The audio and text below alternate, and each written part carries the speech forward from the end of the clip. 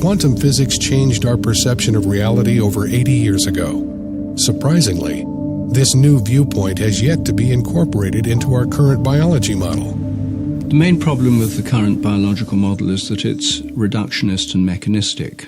That means, first, it tries to explain everything in terms of little bits, generally molecules, because they're the smallest things in organisms.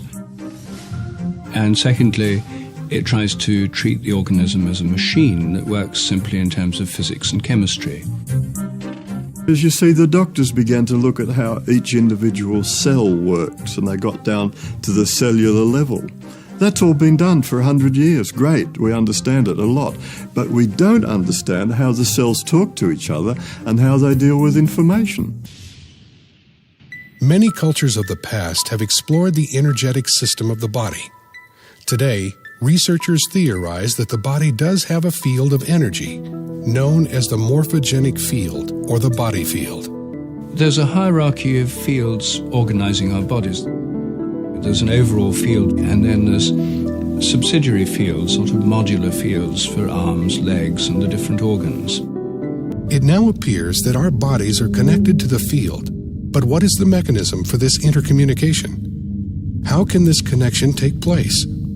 One possible solution: the biophoton. Biophotons are weak emissions of light emanating from the cells of all living things. We know we're sending out information with biophoton emissions because people like Fritz Popp have discovered that we are sending out tiny currents of light. We started to look for these photons. I knew from the beginning on that it must not be very high intensity, but it was clear that one should have these photons at all in a cell. Professor Popp theorizes that these biophoton emissions may be controlling our body's metabolism. Molecules cannot regulate themselves. They have to have a field, more or less. So the photons should be the carrier of the information which is necessary to regulate the metabolism. These biophotons create a dynamic, coherent web of light within our bodies. Our bodies are constantly emitting light in the form of biophotons. Are these biophotons the body's control mechanism? Isn't that the function of our DNA, our genes? Apparently, the control system of the body is not genes or chemistry, but information, which seems to be available in the body field. Is it possible to put new information into the body to affect wellness? That is exactly what a number of researchers are doing. The body appears to be constantly connecting with information within itself and with information in the field. The body is always looking for coherent systems, looking for information interchange between all cells he has, so that every single cell knows what's on. There's a large information system. And some people say that illness is just a lack in the information system. And I suppose they are right. So when we make an emotional shift, let's say we go from frustration to joy, those kind of emotional shifts, about 1,400 biochemical changes instantly go off in the body.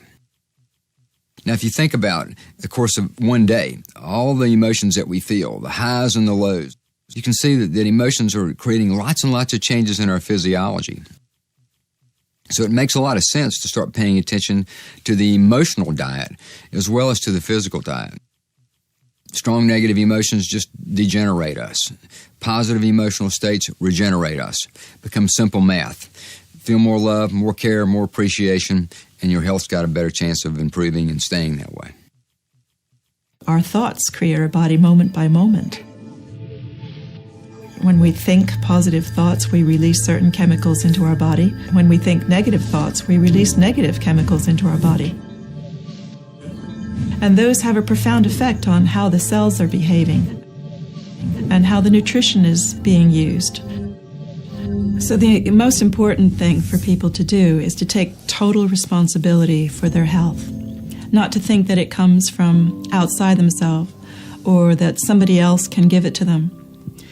And by taking total responsibility, that may mean they have to start with choosing the thoughts that they think, so that they are in a good state of mind.